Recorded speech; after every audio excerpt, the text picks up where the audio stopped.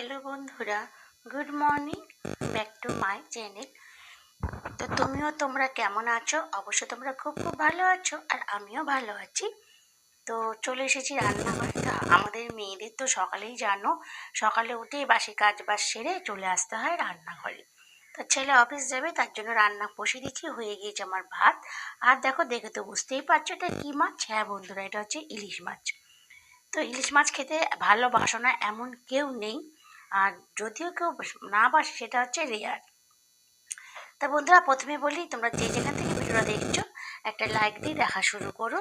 কেন তোমাদের একটা লাইকে আমার ভিডিও করার উৎসাহটা বেড়ে যায়, আর আমার খুব ভালো লাগে। আর যাওয়ার সময়, ভিডিও দেখে যাওয়ার সময় একটা ছোট্ট করে মিষ্টি করে কমেন্টস করো, যেটা পড়তে আমার ভীষণ ভালো লাগে। আর তোমরা যে যেখান থেকেই দেখে থাকো না কেন, আমার পাশে থেকো, আর আমিও তোমাদের পাশে আছি। তো আজকে আমাদের রান্নাঘরে রান্না হচ্ছে আমার ইলিশ মাছ, কাঁচা ইলিশের ঝাল। তো সেদিকে বাজারে গিয়েছিলাম বন্ধুরা, খালি ওরা হাঁকছে, ইলিশ নিয়ে যান, কাঁচা ইলিশ নিয়ে যান, কাঁচা ইলিশ নিয়ে যান। তো আমি আমার ছেলেকে বলছি, কাঁচা ইলিশটা কি? তো আমার ছেলে বলছে, কাঁচা ইলিশটা হচ্ছে এই মাছটা বরফে রাখেনি, একদম টাটকা গঙ্গা থেকে ধরেই বিক্রি করছে। তো আমি যে রান্নাটা করব সেটা হচ্ছে কাঁচা ইলিশের ঝাল। হ্যাঁ, বাজারের নাম শুনে নয়, এটা আমি রান্না করে থাকি প্রত্যেক বছরই, তোমাদের সঙ্গে শেয়ারও করেছি। যদি কেউ না দেখে থাকো, আমার চ্যানেলে চলে গিয়ে দেখতে পারো। তো যেটা আমি রান্না করব কাঁচা ইলিশের ঝাল, তার জন্য কি কি প্রিপারেশন করেছি দেখো। এখানে নিয়েছি কিছুটা আদা আর কাঁচা লঙ্কা, এতে দেবো জিরে, ধনে, হলুদ, একটু লঙ্কা গুঁড়ো, ওটা মিক্সড করে নেবো, এটা বাটবো।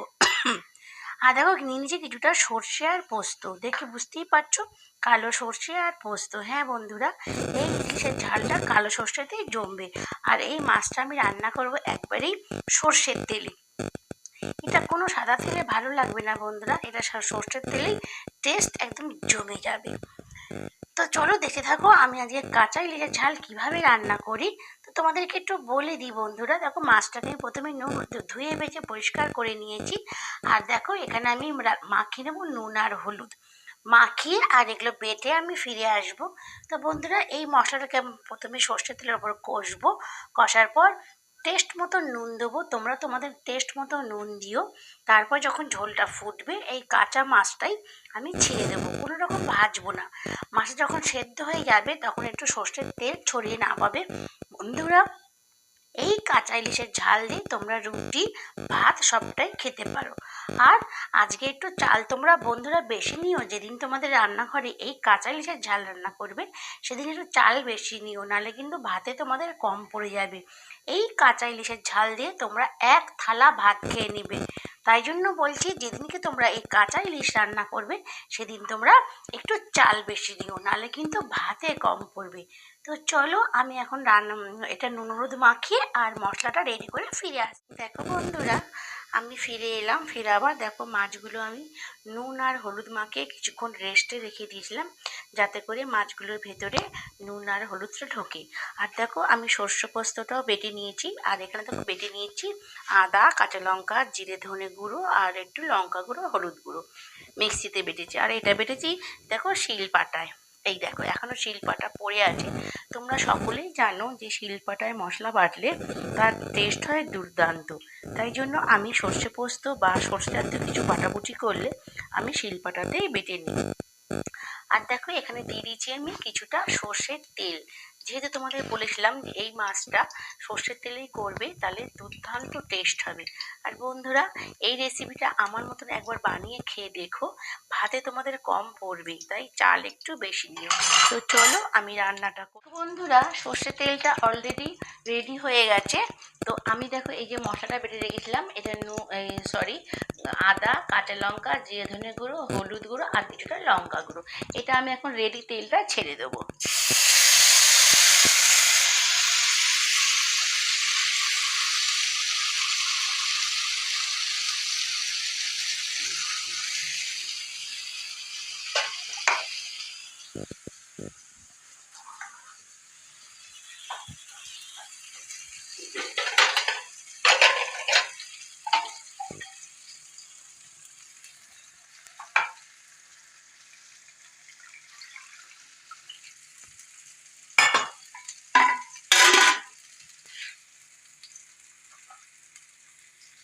দেখো এটাতে দিয়ে নেবো একটু ধোয়া জল, মানে এই বাটনা মশলা ধোয়া জল। আর দেখো এটা কিন্তু আমি সর্ষে আর পোস্তটা কিন্তু এখনো দিইনি, এটা আমি রেখে দিয়েছি। এবারে এটাকে নাড়তে থাকবো যতক্ষণ না তেলটা ছাড়ে, মশলাটা কষতে থাকবো।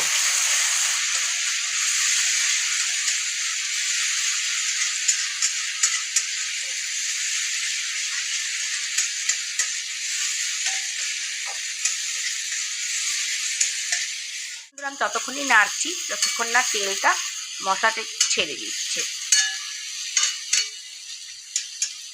দেখো তোমরা বুঝতেই পারছো মশলা থেকে তেলটা এবারে ছেড়ে দিয়েছে। এই দেখো এইবারে আমি দিয়ে দেবো এতে জল।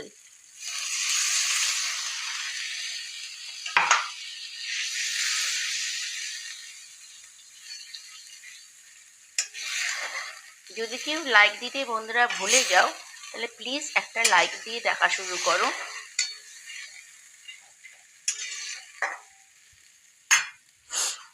দিলাম আমি জল, ঠিক ততটাই জল দেবে যতটা তোমাদের মাছের পরিমাণ, যতটা মাছ সেদ্ধ হতে জল লাগে ঠিক ততটা পরিমাণ বুঝেই জল দিও। আর এবারে এতে অ্যাড করবো আমি নুন। নুন কিন্তু তোমাদের স্বাদ মতন দেবে, কেন সবাই নুনের পরিমাণটা একরকম খায় না, কেউ কম খায় কেউ বেশি খায়। আমরা একটু যেন কম খাই তাই একটু কম দিলাম।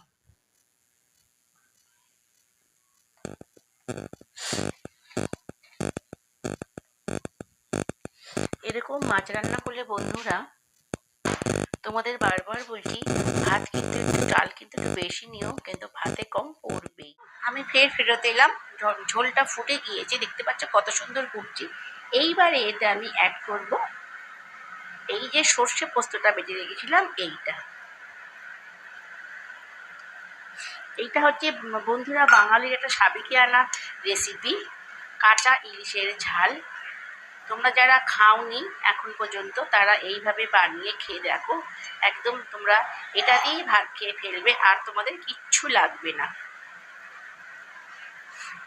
ইলিশ মাছের তো অনেক রকম রেসিপি হয় বন্ধুরা, যেন ইলিশ মাছের পাতুরি, ইলিশ মাছের ঝাল, ইলিশ মাছের কাঁচা ঝাল, ইলিশ মাছ ভাজা, ইলিশ মাছের দই ইলিশ, ইলিশ মাছের কোরমা, অনেক কিছু রেসিপি হয়। তার মধ্যে এটাও একটা অন্যতম রেসিপি হচ্ছে কাঁচা ইলিশের ঝাল। দেখো এটাই ভালোভাবে নেড়ে চেড়ে মিক্সড করে দিলাম। এইবারে যে মাছগুলো আমি রেখেছিলাম সেইগুলো একে একে অ্যাড করব। দেখো আমি কিন্তু মাছগুলো যেরকম কাঁচাই রেখে দিয়েছি, এই দেখো আমি একটা একটা করে অ্যাড করে দেব। মাছগুলো এইভাবেতে সেদ্ধ হয়ে যাবে, কোনো রকম চাপা ঢাকা দিতে হবে না বন্ধুরা, এতেই সেদ্ধ হয়ে যাবে। দেখো দিয়ে দিলাম মাছগুলো। তো চলো ফুটে গিয়ে ফেরত আসা। আমার মাছের ঝালটা কিরম ঘন হয়ে গিয়েছে আর হয়ে গেছে কাঁচা ইলিশের ঝাল সর্ষে পোস্ত দিয়ে। তো দেখো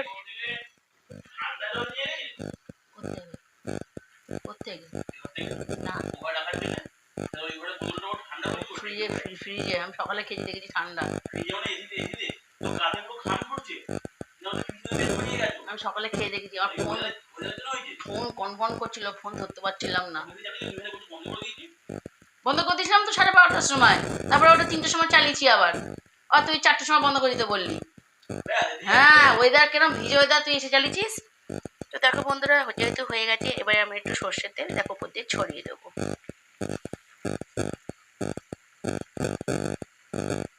এবারে আমি গ্যাসটাকে অফ করে দেবো। হয়ে গেল আমার ইলিশের কাঁচা ঝাল। বন্ধুরা তোমাদের মাছের ঝালের মানে কাঁচা ইলিশ মাছের সর্ষে পোস্ত দিয়ে ঝাল রেসিপিটা শেয়ার করলাম। ফাইনাল লুক দেখো, ফাইনাল লুকটা এমন এসেছে, দেখো দেখতে কত লোভনীয় আর টেস্টি মনে হচ্ছে না?